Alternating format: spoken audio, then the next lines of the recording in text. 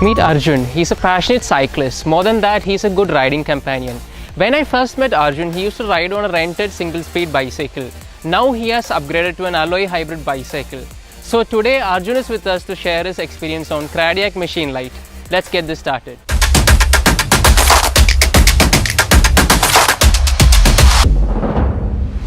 So before going to the feedback, I just want to know, why did you start cycling? I was actually kind of bored sitting at home after the lockdown was sort of over. I wanted to get back into some form of physical activity that I was used to. Okay. I was based out of Manali for around 2 years and I was into trekking and light mountaineering expeditions.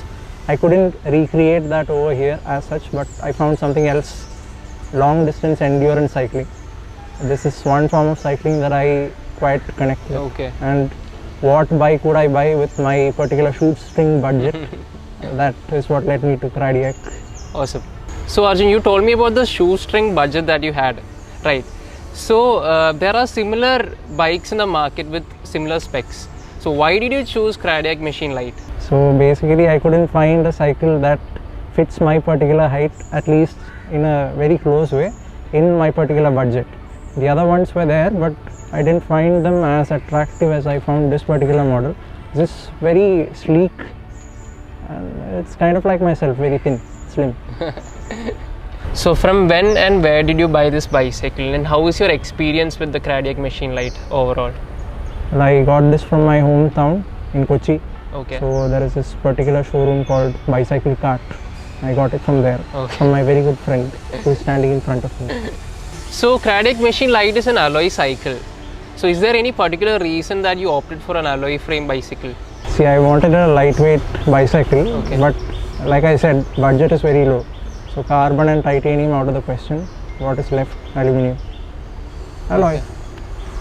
So are you happy with the alloy frame? Very happy with the frame and everything except for one thing, which I will probably come to later, the handlebar grips. Okay. I see that the bike is equipped with Shimano EF500. So how is the shifting on the bicycle? Well, the rear derailleur is pretty smooth, I have to say. But then again, the front is a bit of a trick for you to learn. But once you're very familiar with it, it's very easy. Okay. You'd have to apply a bit of force, especially when you're shifting it up. But then again, it comes with time. It comes with time. You're bound to make a few mistakes with the gear shifting. Okay. But then again, so does everybody when they start cycling. Yeah, true. I didn't know anything about gear cycling before I got this cycle. I learned it on this cycle. So definitely. So it's basically a mix and match of a trial and error method, right? Yeah. Anything and everything you learn like that. Right? Yeah. So Arjun, for the beginner riders out there, they have a common, I call it as a myth. So people tell that, you can shift the gears according to their will, or you must follow a strict gear ratio in order to avoid chain rub. So what do you suggest? What do you think about it? Basically, the drivetrain and the shifting, the performance of both is correlated, I feel. If you shift into the improper gears, the chain will wear away faster. The crank, jockey wheels, your derailleurs, everything will get damaged if you are riding for a longer period in the bad gear ratio. So in order to avoid that, if you are like a proper maintenance freak, then you will definitely take care of the gear ratio, is what I feel. So that's what, that's the message that you want to send to the beginners who have a, doubt on the gear ratio. Yeah. Right. It's like even if you have a very expensive cycle or if you have a very beginner entry level cycle, it depends on the way you maintain it. Like if you maintain your bicycle very properly, if you are a maintenance freak at that, then even if it is a very low budget cycle, it will treat you well. Yeah. So that's a really good, that's an interesting point. Like there are people who treat their bicycle drivetrain like crazy. Like they don't wash it, they don't maintain it properly, they don't degrease it and then just lube it. So there's no point. So I believe that, for the beginners, I tell them, take care of your drivetrain. So if your drivetrain is clean, your bike is clean. That's what I believe. So the bike has a rigid fork option. So for an endurance level rider that you are, you need to cover long distances, right? So would you rather prefer a bicycle with a suspension fork or a rigid fork? It's a very subjective question. So what's your take on that? See, I chose a rigid fork cycle knowing that it's going to be a bumpy ride ahead. The luxury of a shock absorption comes at a price when you are trying to climb the hills. When you are on an off-road terrain, which most Indian roads are, to be honest, it is definitely of an advantage, but it comes at a price of weight. The weight definitely increases, and the lesser the weight, the more your efficiency is, especially while climbing up. And yeah, a rigid fork cycle, as far as I've seen, endurance cyclists are using this particular model, and as a beginner I used to think that would be for a reason. They are much more experienced than me, so they would have chosen that for a reason. So that is the main thought that I had when I chose a rigid fork cycle in the beginning. And later on I came to know that for my particular riding style it suited me perfectly. So braking of the bicycle is very important, especially when you're an endurance rider, right? So a safe braking is all that we need. So what do you think about the braking on this bicycle in overall aspect? It has been very decent, like throughout my riding, only towards the last ride that I had, it had a very steep gradient and I had some issues with the braking, but then again it's not the brake's fault. It was over 3,200 kilometers ridden thus far, so it's natural. It's natural. Yeah. It's bound to happen. Bound to happen. You have to change the pads at that point. At that point. Yeah. So that's a common mistakes that beginners make. Like, you know, they don't change the brake pads after a certain point of time. Yeah, true. So being an endurance level rider, so you have to cover, you know, pretty good distances, right? So I'm talking about the bike frame. Is it suitable for a long distance touring? What do you say? What do you have to say about that? Okay, the frame per se is not exactly supported for the endurance or supposed to be used for endurance rides. But then again, like I said, within my budget, I couldn't find another frame that suits my height. Being that it still is of very great comfort over, let's say, 300 or 400. I haven't touched 400 yet, but for 300 it was pretty decent. Yeah. So I wouldn't say it's very comfortable. Okay. You have to find that sweet spot in your adjusting, like the bike fit has to be proper.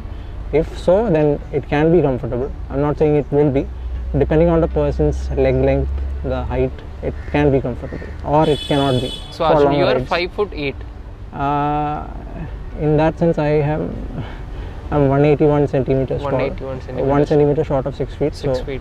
Yeah, for me, I have a unusually long inseam length of sorts. So that is the reason why this particular frame is suiting. So talking about the tires, like you've been riding, you know, almost 300-200 kilometers on a weekly basis. So how good is it? The tread pattern on the bicycle, and you know, how does it justify an endurance level of riding? See, I wouldn't get this particular tire if I was a pro level athlete. I'm a very beginner or let's say intermediate level athlete, and for my particular purpose, a very rugged tire suitable for roads in Kerala, this particular tire satisfies that requirement. This is not an imported tire, it's an Indian made tire. It has its limitations definitely, but then again the price point is such that it justifies the limitations. For me, that is also a very important factor. Okay. So there's a price benefit, you know, cost benefit ratio is pretty decent. So regardless of the cost, you know, regardless of the cost of the tires, like, does it justify? I find it very durable personally, but I don't know about pro endurance athletes. Okay. For my particular level, this is more than enough. Is what I'm saying. So after riding the bicycle for a while now, right? So what are the preferred updates that you want to make in the future, like a performance-wise boost up, or you know, any other modifications that you want to make in this bicycle? See, the first thing that I would definitely change first and foremost is the handlebar grips. For my particular riding style, it's not at all feasible because my hands are turning numb after a long ride because it does not absorb any sort of shock as it should. So after that, the second priority would definitely be the drivetrain. I would definitely upgrade the crank, rear derailleur, the chain, all that, and the cassette. Instead of a free wheel, I had installed a free hub and a cassette. That's there in the works, but yeah, first and foremost the handlebar grips. So are you gonna upgrade the RD to a probably like 8-speed compatible RD? Definitely, if I upgrade the RD, I'd have to upgrade the entire drivetrain. I'll do that in one go, but yeah, until then, the first possible upgrade would be the handlebar grip. Okay. I can't stress this enough. So getting a new bike is always fun and exciting, right? So every rider that I personally know have a very memorable moment with their bicycle. So what is yours? Definitely has to be Vagamon. I reached the point I planned for, the meadows. I trekked up the last couple of meters with my cycle, sat on the meadows and enjoyed. That moment was precious. Okay, that's great, that's great. For a beginner rider, he can maybe be a endurance cyclist or a someone who is crazy for speed. So he can be anyone. So would you suggest this particular model for a beginner rider? From my personal experience, definitely. I was a beginner rider when I started cycling on this particular model, and I was able to progress to whatever goals I had with this cycle. So definitely I would suggest it to another person, but that all depends on the person's height. This is something that is fit for an averagely tall person. Okay, that's actually because of the uniquely designed frame size, which is 22 inches. Yes. So it might not be a comfortable option for everybody, and depending on their particular requirement, they might find it very useful. But definitely, if they ask for my experience, it is worthwhile. It has been worthwhile. So that's it, guys. If you want to stay updated on bicycle related stuff, follow Bicyclekart on our YouTube channel. Hit the like button below, subscribe to our YouTube channel, and comment down below if you have any questions or suggestions. Until we meet in the next video, this is me, Arvind from Bicyclekart, signing off.